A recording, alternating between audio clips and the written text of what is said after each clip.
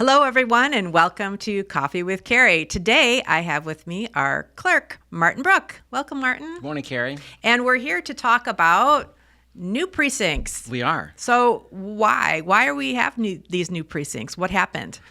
Well, there's a lot that went into this. So the first part is that voter behaviors changed. More people are voting absentee or voting early. 2, the law changed. So the number of people that can be in a precinct has increased from 2,999 to 4,999 in recognition of the changing voting patterns.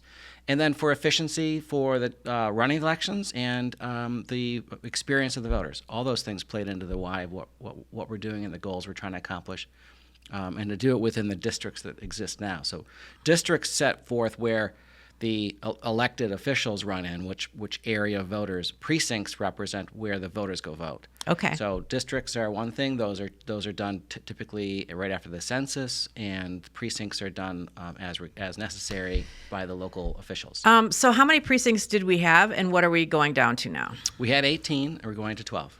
Okay. All right, that's pretty substantial. So it saves us money to do that. It saves the township money, or therefore the taxpayers' money, because at the same time we're spending more of our resources to process absentee ballots. A full 74% of the people vote absentee presently or early. Wow. And that resource expenditure is going up and up to accomplish that. Whereas at the same time we were still spending the same amount of money for the precincts, and the number of voters showing up was going down dramatically. So the last election, we only had 7,800 people show up in person. And so in person meaning the day of the election or at the library? Day of the election in person. So, and we added other ways for people to give us their ballots, right? So they can mail it in, they can drop it off at a box that are around the township, they can vote early. What am I missing? Vote early vote early in person, which I think people like to still vote in person, but it's more time available because they're able to go to the library and cast their ballot there. Right. Now, one of the big advantages of that too is that if you've received an absentee ballot in the mail, you can return it, as you mentioned, those ways. So besides that, you could do it in person in my office or in person in the precinct. So previously, you could not vote your absentee ballot in a precinct. So now the law changed, and you can vote it in the early voting location, or you can vote it in the precinct on election day. You just take that ballot in. We'll verify your identity. We'll verify that ballot was the one issued to you, and then you'll be allowed to cast that ballot. You don't have to previously you had to turn that one in, and we would issue a new one. You'd refill it out. So tell me about the new map that we have. So what I've brought, and hopefully we can see here in a minute, is a map of the township, and the blue color represents areas of the township that have seen a change, either the polling location for the individual or the boundaries of the precinct. Great, we can see it now. The light color, light yellow, were areas where there was no substantial change. So Precinct 2 is still Precinct 2, same boundaries, same voting location. Okay. Precinct 4 is still Precinct 4, same boundaries, same voting location. Precinct 12 is a little different. It's a new number. It used to be a different number, but it's the same boundaries and the same polling location. So if you live in 12, you have essentially have experienced no change. Your number changed, but who knows what those are anyway. And most people, as you can see from this map, will experience some small change in location and boundary, the cohort of people they're voting in the precinct for. And now, again, these are just precincts. It's a matter of administrative efficiency and experience for the voters. Has no impact on the districts, like who you're voting for. Right. Those are another map. And in the township, we have a lot of divisions in that area. We have 5 state house seats, 3 county commissioners that we vote for, and the rest is a single one state senator, 1 congressional person. But most of those were voting on those next year, not this year. Correct. Right? So this year it's a smaller election. It's like, I don't want to say it's a practice election because it's still an important election, but it's for more of a local issue for schools. Is that what we're... There is an election in November. The two areas that are voting are one, the Pontiac School District people are voting on a millage, and the people who are in the Bloomfield Hills School District are being asked to vote on a millage too. So if you live in the township but you're in the Birmingham School District, no election for you this fall. So not Or everybody at every Avondale. precinct is voting this year. Correct. Oh, okay. All right. So So we have 4 school districts, and 2 of them are not voting this November, and 2 of them are. Okay. And so this is not the only communication that people are going to get. So in your township newsletter, we are going to be putting a new precinct map in there so that people, every resident that lives in the township will be getting this map, and a little bit more of a succinct story about why what we're doing as far as the maps, and then social media, and they're going to get their little postcard that everybody's gotten, right? That Yes. people do they go out every year or just when things Well, change? at least every 10 years, because then that's when the districts are redrawn. And then they're sent out every time there's a precinct change. So this is the voter information card. It used to be called the voter identification card. It's not ID. You can't use it to prove your identification in a precinct. So they changed we the name. changed the name. It's Good the same idea. acronym now, voter Right. information card, voter Okay. identification card. But it's an information card that just tells you that your voting precinct has changed or your voting location has changed. Simple. It's perforated. Tear it off. Keep it, and then you can refer to it. The website will be updated to reflect the changes, and we'll be going through this communication cycle with your team presently and more this fall for the November election. And then we'll rerun it all again next year, starting in the summer for the August election, the August primary, and then the November general for the statewide. Right. And we look forward to doing those communications, those award-winning communications, Yes, because yes. we've won 2 awards this year for our work. We have. That's pretty great. I mean, the two of it, clerks and cables collaborated, and we prepared a communication plan for the election last year to try to communicate to everybody all the changes that there were about how they could vote. For instance, taking your absentee ballot and voting in a precinct. That was then sent out to all the residents and used as a template for all of our social media. So there was a consistent message in visual and content. Right. Because you got to give it to people in all different ways, all Right? different I mean, formats. exactly. And And keep repeating the same information over and over so that it's they hard to actually get- know. Yeah, it's really hard to get through all the noise with real information, and that's what we had, and that's what we tried to do, and I think it worked. And in recognition of that, the Michigan Association of Municipal Clerks awarded us the Best Practices, or MI Excellence Award, for the communication plan. And I think also in the Right. cable So world. in the cable world, it was the National Association of Telecommunication Officers and Advisors, which was one of our main groups that we belong to nationally. And we received an award for the election workers video that really recognized the election workers, talked about the process, the volunteers that we rely on.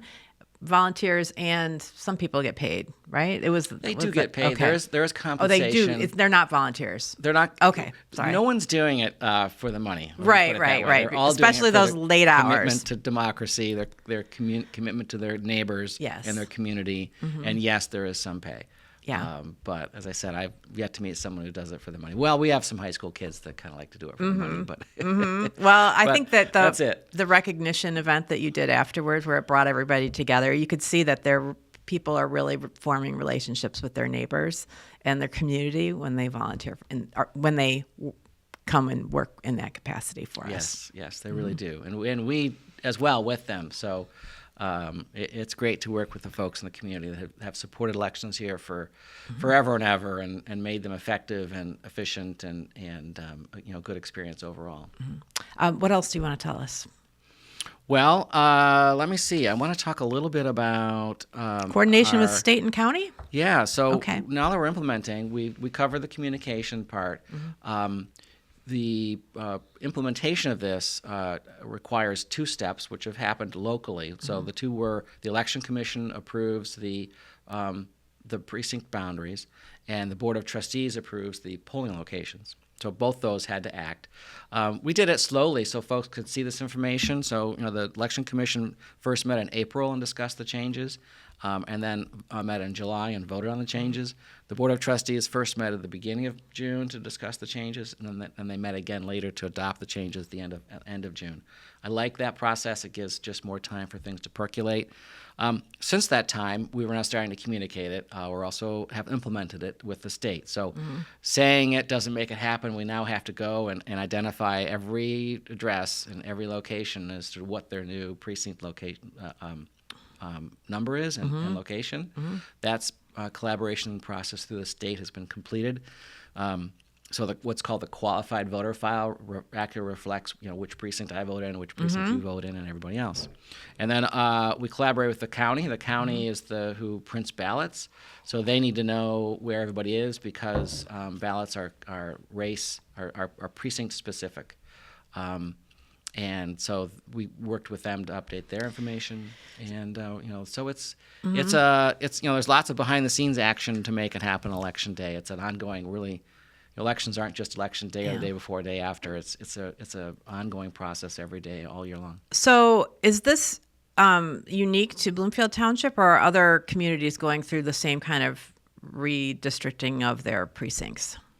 I've spoken with many other clerks in the Oakland County area, and many others have already made this change or in the process of making this change for the very same reasons we have. They're all seeing folks gravitate towards absentee or early voting and dramatic in-person voting reductions. So from a resource allocation standpoint, to be efficient with our tax dollars, it just makes more sense to make these changes. Right.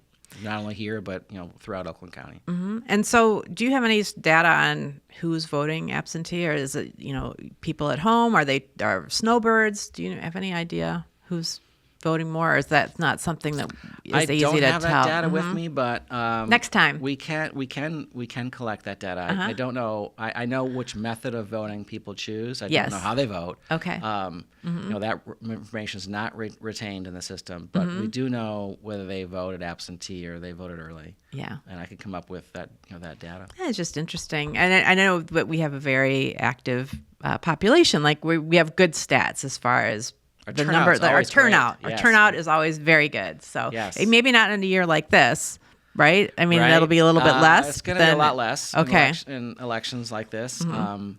But it's still, when we compare it to other communities that have a school election, we will best them on that.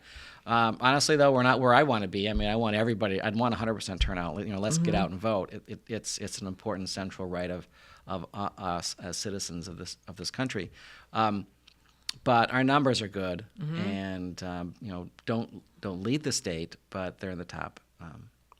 We should lead the state. We should. We got to work on that. I don't. To me, there's with early voting, absentee voting, in-person voting, there is no reason why everybody shouldn't be voting. All right. Well, with that, everybody, get ready to vote in November or earlier. It doesn't start in end of October, does it? No, or I guess the ballots come out. We'll mail absentee ballots before the end of September. You'll get them. Everyone will get them at home. There are two types of folks. We have two lists: the permanent absentee list, which are people we will mail an application to, who could then return it and say, yes, I want a ballot, and this is where you should mail it. Then there's the permanent mail ballot list. Those are folks who have already applied, been verified by my office as eligible. And their identity has been confirmed, and then every year that every time there's an election, we mail a ballot automatically. These two lists comprise about 18,000 voters. 15,000 are on the permanent mail ballot list, and 3,000 remain on the permanent absentee list. And all those things will go out before the end of and be received before the end of September. Okay. We start receiving them back pretty much right away. Then two Saturdays prior to Election Day is when early voting starts. It's the Township Library, and then it continues until the Sunday before Election Day. It's not Monday before Election Day. It ends the Sunday before Election Day. Okay. Well, thank you. We will continue to repeat all of that information as we move forward closer to Election Day. And anybody can call you anytime, right? At the clerk's office. There's someone there to answer a call, or they can just stop in during regular business hours. Right. Yes. 7 a.m. to 5:30 p.m. Monday through Thursday. We're here to answer questions. Send us an email, clerk or elections@bloomfield.org. twp.mi.gov.